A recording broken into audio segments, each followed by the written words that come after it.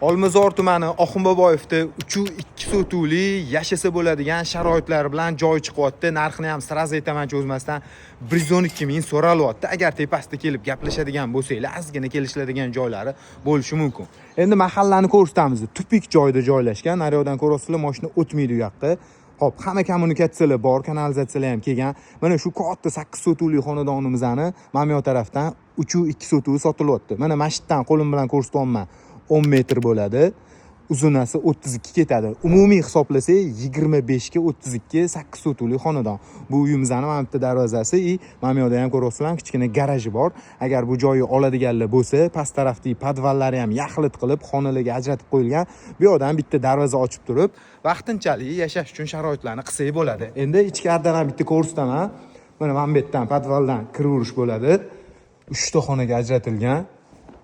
Sharoitlari ham yomon emas. U yoqdan xonalarning sharoiti bitta katta ayvoni, ikkita xonasi bor. Bu yoqdan hovlisi tekis to'rtburchak qing'irqiy shu joylar mana mana shundan bitta devor olinadi. Endi o'zingizlar kelib yana plan qurasiz, lekin akamiz aytayotdilar-ki, mabodo hammasini ham gaplashishlari mumkin. Endi kelib ko'ringlar. Men joy egalarining nomerini har doimgidek opisaniyada yozib qoldiraman. Bemalol aloqaga chiqaverasizlar.